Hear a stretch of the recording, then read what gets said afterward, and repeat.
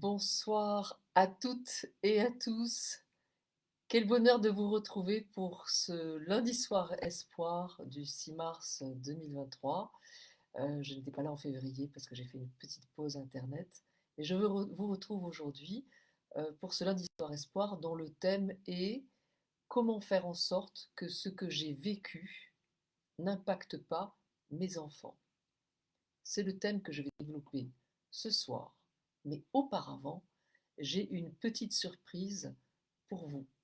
La surprise, c'est que, vous l'avez peut-être vu sur les réseaux sociaux, j'ai commencé un petit peu à en parler déjà, c'est la sortie de mon nouveau livre que voici, je vous présente en avant-première. Voilà, je suis tellement heureuse de l'avoir en vrai. Il sort le 8 mars, mercredi qui vient, euh, et j'en suis vraiment ravie. J'ai fait appel à 4 experts pour écrire ce livre.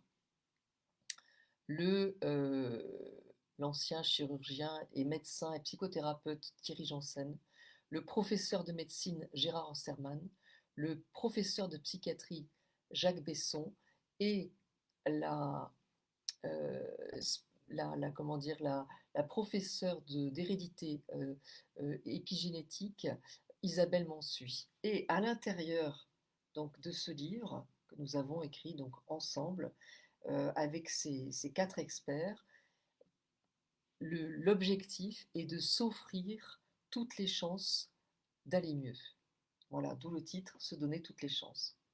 Alors, qu'est-ce qu'il y a dans ce livre? Donc ça, c'est ce que je vais aborder un petit peu ce soir, en quelques minutes, ce qu'il y a dans ce livre, et après, on va en venir au thème de la soirée, comment faire en sorte que ce que j'ai vécu n'impacte pas mes enfants.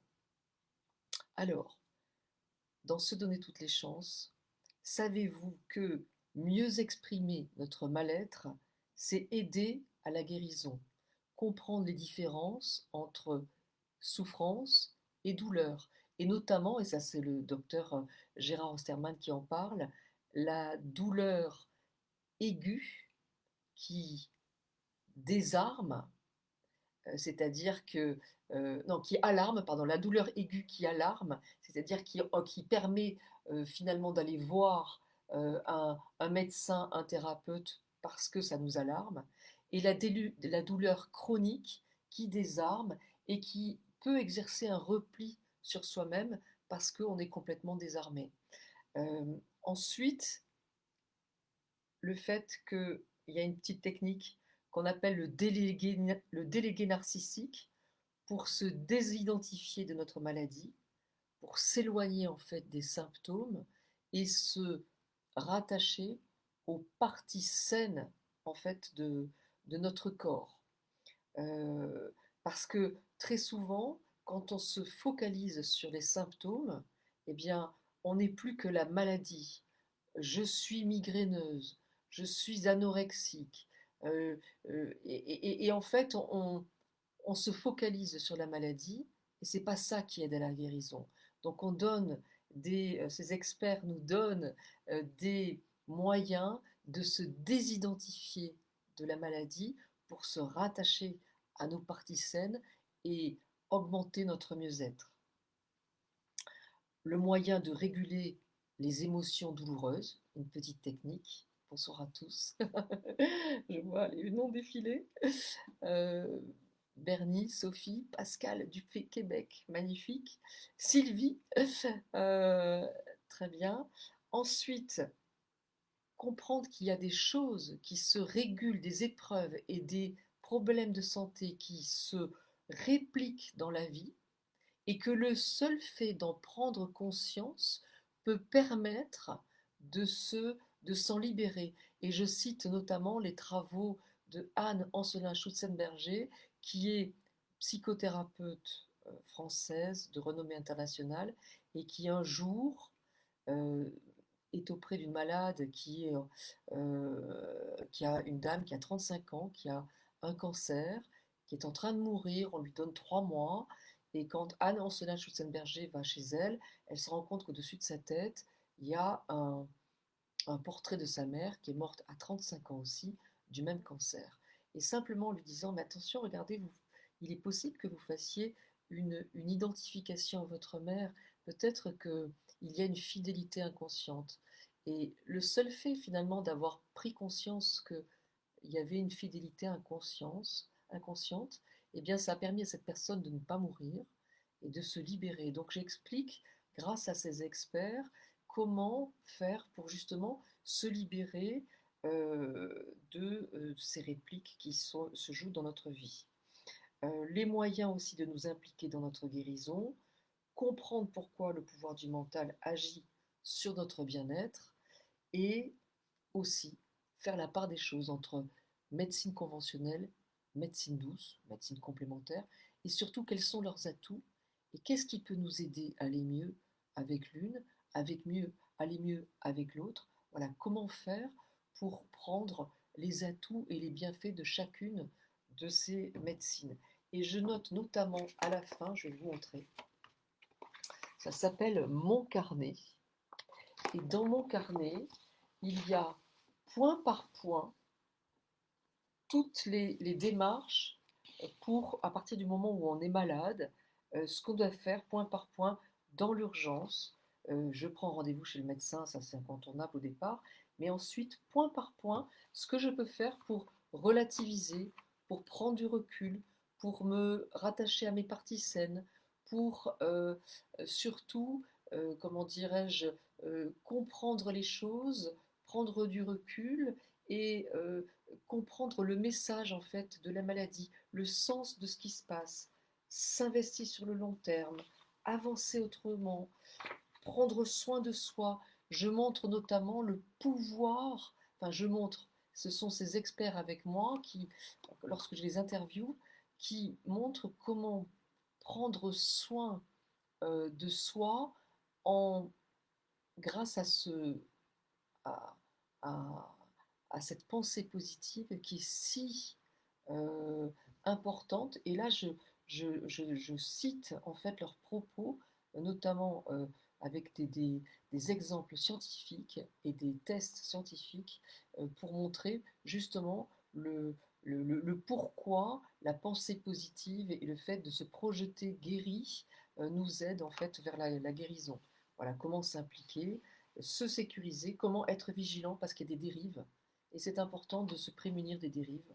Et ensuite avoir les bons réflexes. Comment vider le trop-plein des émotions, comment se réjouir et comment donner, puisque donner, être généreux, se tourner vers les autres est aussi une clé du mieux-être.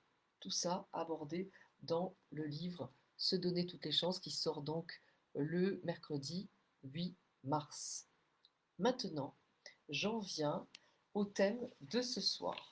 Alors, j'ai vu sur les réseaux différentes personnes qui m'ont écrit en disant: mon enfant de 18 mois a un problème de hanche comme moi, j'ai peur de transmettre ma tristesse à mon enfant n'a pas confiance en lui comme moi, c'est compliqué avec mon enfant, la situation est tendue comme moi avec ma mère, etc. etc.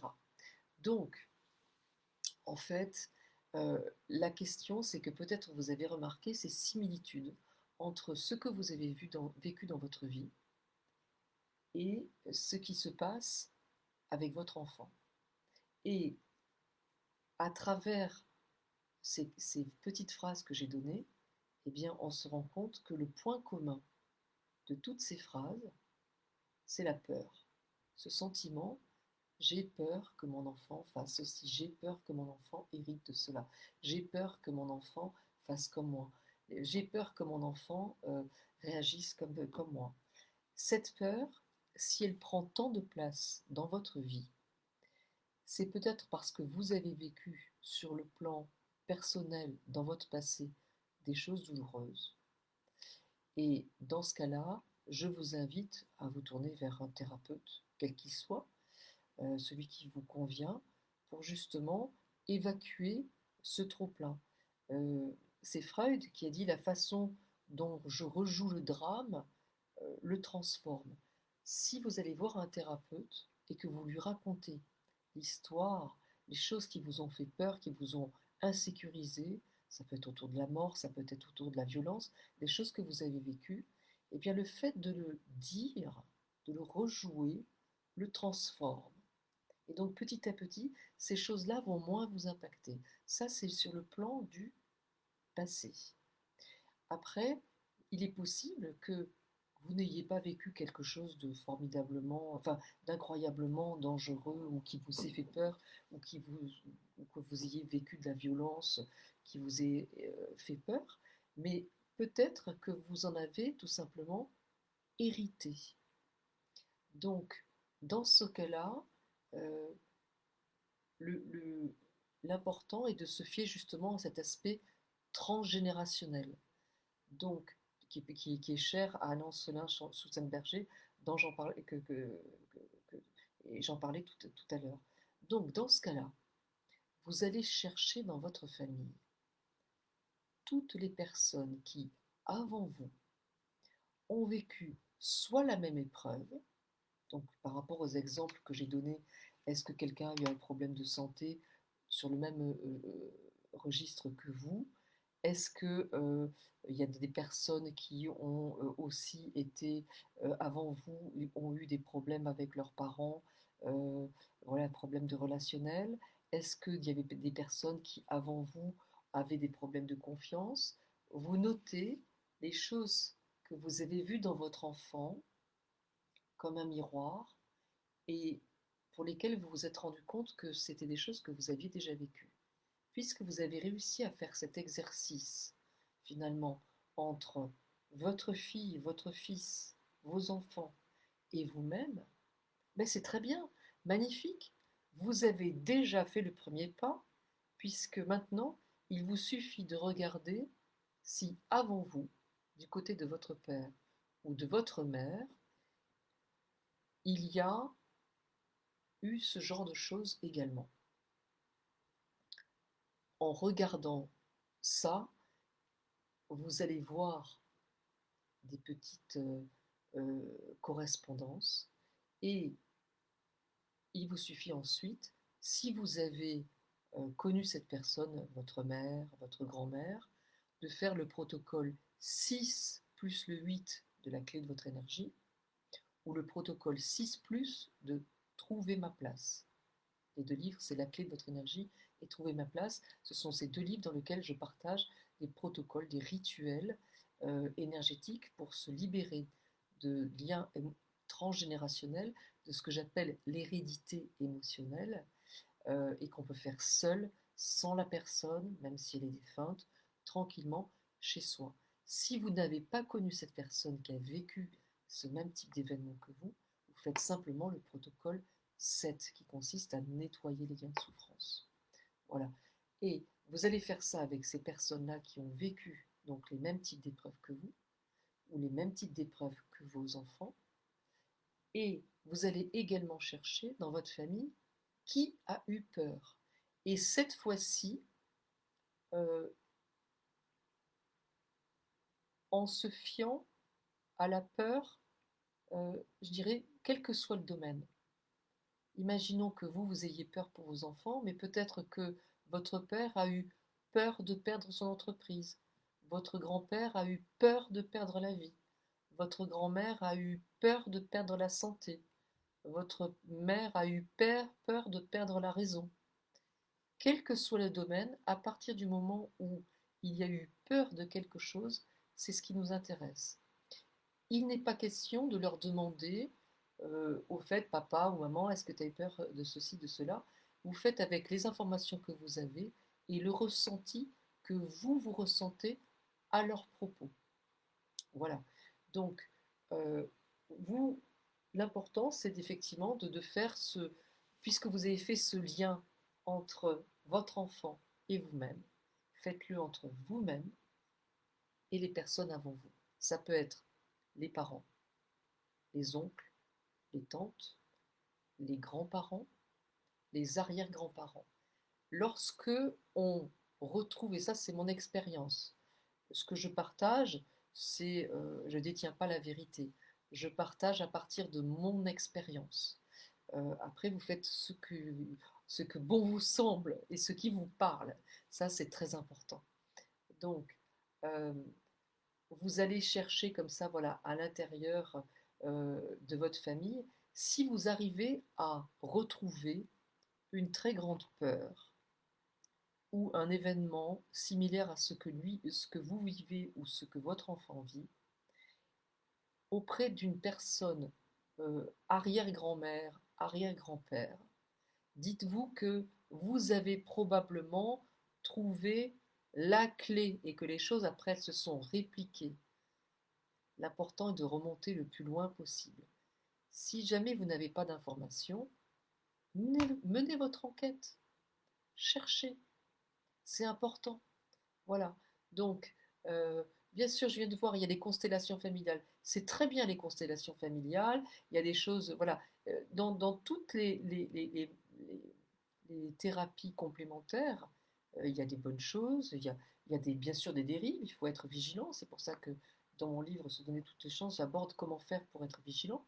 Mais il y a des très bons thérapeutes, il ne faut pas le nier. Et ce n'est pas parce que la science ne valide pas euh, ces effets que ce n'est pas probant. Et ça, c'est le professeur professeur de médecine Gérard Osterman qui le dit. Ce n'est pas parce qu'on ne peut pas expliquer scientifiquement les résultats d'une thérapie ou d'une pratique thérapeutique qu'elle n'est pas positive et qu'elle ne peut pas faire du bienfait. Donc c'est important de s'ouvrir en fait à toutes les pratiques, mais néanmoins, comme je le dis, la médecine conventionnelle est indispensable à la base de tout, et on va ensuite chercher à côté ce qui va pouvoir nous sortir en fait finalement d'un nœud, des choses qui se répliquent et qu'on ne comprend pas. Voilà. Donc, euh, encore une fois, si vous avez trouvé quelqu'un très loin dans votre lignée, sachez que vous tenez un point clé. Voilà. Ensuite, ce qui est très important, c'est que c'est de faire confiance en fait à vos enfants. Alors ça aussi, c'est un de mes points de vue. Vous faites votre façon de penser, mais euh, je considère, comme beaucoup dans ce monde, que notre âme, avant de s'incarner, choisit un certain nombre de blessures. Et à travers ces blessures, pour en venir à bout, choisit aussi ses parents. Et donc, vos enfants vous ont choisi pour vivre un certain nombre de blessures et surtout pour en venir à bout. Donc, première des choses, culpabilité, on l'évacue. On oublie la culpabilité puisque ce sont nos enfants qui nous ont choisis, comme nous, on a choisi nos parents avec leurs défauts, leurs qualités, leurs blessures et tout ce qu'ils nous ont fait vivre pour venir à bout de nos blessures et parce qu'on va y arriver à venir à bout de ces blessures. Voilà. Donc d'abord, il faut faire confiance à nos enfants parce que cette sérénité en nous, elle va considérablement les aider. Si on sent que euh, le, notre parent a confiance en nous, il y a quelque chose de l'ordre de la sérénité, voilà, qui vient en nous. Donc culpabilité, exit. Ensuite, un autre point qui reste important, c'est que si vous avez des histoires de famille, si vous avez des informations sur des personnes dans votre famille qui ont eu des peurs, qui ont vécu des choses difficiles pendant la guerre, au moment de la perte d'un enfant, euh, sur la perte d'un travail, sur un divorce douloureux, quelque chose qui a pu inscrire un abandon, euh, un enfant illégitime. Si vous avez des informations de cet ordre-là, ou même des grosses culpabilités, des choses atroces, des parents qui ont été internés, euh, bon, pour la folie, des choses bon, où on se dit oh je ne vais pas leur pourrir la vie avec des choses comme ça. Détrompez-vous, vous ne leur pourrissez pas la vie. Racontez-leur l'histoire de la famille, d'abord pour leur montrer que finalement la vie ce n'est pas une série de réussites, mais c'est finalement une série de chutes et d'échecs et de douleurs dont on se relève, ou pas, et que si on s'en relève, eh bien ça donne de l'espoir, mais si les personnes ne s'en sont pas relevées, eh bien ça montre aussi qu'on n'est pas obligé d'être toujours parfait. Et surtout, eh bien, vous allez pouvoir leur dire, voilà, tonton Jackie, je dis n'importe quoi, a vécu ça, et il a eu très peur d'être abandonné, très peur de ne plus avoir de travail, très peur de ne jamais y arriver. Et si cette problématique résonne à l'intérieur de votre enfant, il vous suffit d'ajouter ce mot qui fera beaucoup d'effet, c'est son histoire, ce n'est pas la tienne. Donc racontez les histoires de votre famille pour libérer votre enfant en lui disant cette sensation que tu as à l'intérieur de toi, eh ben c'est pas la tienne, elle est peut-être héritée. Voilà, donc ça c'est important. Faites-vous confiance et c'est important de tout à l'heure ce que je disais par rapport au protocole que vous allez faire vous-même. En les faisant vous-même, vous allez potentiellement soulager vos enfants. Faites-les pour vous. Les faites pas pour votre enfant. Faites-les pour vous soulager, vous. C'est comme ça que ça marchera le mieux. Et en les faisant vous, vous allez gagner en confiance, vous allez gagner en sérénité. Et cette confiance, eh bien, elle va rejaillir sur votre enfant. Si je dis, ça va? Est-ce que ça va? À l'intérieur, vous vous dites, mais attends, si elle me parle comme ça, c'est que ça va pas.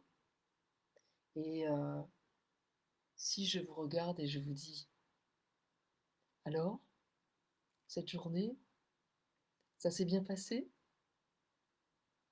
Ben, je suis sûre que vous avez envie de me dire oui, parce que à travers mon sourire, à travers ma confiance, ben, je ne doute pas qu'à l'intérieur de votre journée, il y a des choses formidables qui se sont passées. Peut-être peut-être qu'aujourd'hui, il n'y a pas eu de retard. Peut-être qu'aujourd'hui, vous avez eu le sourire de quelqu'un. Peut-être que moi, je suis contente de vous retrouver. Donc ça suffit à mon bonheur de ma journée. Je n'ai pas encore dîné et j'ai une grande joie de me dire que après vous avoir retrouvé, eh bien finalement, je vais pouvoir aller dîner parce que je vous vois, vous êtes là et c'est et c'est un vrai bonheur pour moi, voilà, de voir vos petits smileys, votre vos sourires, vos messages qui m'encouragent et qui me permettent d'avancer aussi. Donc, ayez confiance en vos enfants, ayez confiance en vous. Quand on dit pour soi-même, moi je suis tellement heureuse ou heureux, puisque je sais qu'il y a des garçons, je suis tellement heureux d'en être là aujourd'hui après ce que j'ai vécu, eh bien dites-vous que vos enfants, ils ont droit aussi de se dire un jour, mais je suis heureux ou heureuse d'en être là après ce que j'ai vécu. Faites-leur confiance, c'est leur vie et ils vont en venir à bout parce qu'ils se sont incarnés dans cette vie pour en venir à bout et ils vont y arriver. Voilà. Donc, racontez les histoires de famille et montrez combien c'est leur histoire, l'histoire de la famille, de la lignée, et c'est pas leur histoire à eux, de leurs enfants, ce sont pas leurs problèmes, ce sont les histoires de la lignée. C'est différent. Voilà ce que j'avais envie de vous dire. Qu'est-ce que vous êtes sympathique. Je lis vos témoignages, je ne peux même pas répéter tellement c'est beau et tellement c'est joli parce que ça manquerait d'humilité de ma part. Mais en tout cas, c'est vraiment formidable et vous êtes tellement géniaux. Voilà, je vous remontre la couverture du nouveau petit dernier qui va naître officiellement le 8 mars. Mais je vais vous dire, je suis émue. Ceux qui me connaissent depuis longtemps savent que je suis voilà, hypersensible parce qu'aujourd'hui on est le 6 mars. Le 6 mars et je suis heureuse de vous présenter donc Se donner toutes les chances que je vous fais un petit peu naître en avant-première le 6 mars. Le 6 mars qui est le jour de la mort de ma petite sœur. Voilà, je suis émue et je sais qu'elle éclaire ce livre. Voilà, c'est des petites larmes de joie parce que dès qu'on pense à quelqu'un qui est mort, il est à nos côtés. Et je sais que ma petite sœur, elle est là à mes côtés, avec vous, mais aussi avec ce livre. Désolée pour mes larmes. mais, mais pour moi, c'est un vrai grand jour et j'ai pas fait exprès pour que ce lundi soir espoir tombe le 6 mars. Mais je suis tellement heureuse que ça tombe le 6 mars. Voilà. Que, que tous vos défunts soient à vos côtés pour vous apporter du soleil, puisque comme ils sont dans le ciel, ils nous apportent forcément du soleil. Voilà. Donc, je vous fais de gros bisous. Et puis, je vous embrasse donc avec le cœur. Je vous souhaite vraiment le meilleur. Et j'ai écrit, voilà, ce livre, Se donner toutes les chances avec des êtres fabuleux. Thierry Janssen, Gérard Osterman, Isabelle Mansuy et Jacques Besson. C'était un vrai bonheur, c'était fluide. Et je dirais même que cette idée, elle est venue de qui? De Stéphane Alix, mon mari, que je remercie, parce que je n'aurais jamais eu cette idée. Et j'en suis très heureuse. Très belle soirée. Je vous retrouve lundi prochain, lundi, pardon, le premier lundi du mois d'avril à 20h15. Et, euh, et j'aurai des choses à vous annoncer aussi. Je vous embrasse avec le cœur. À très bientôt.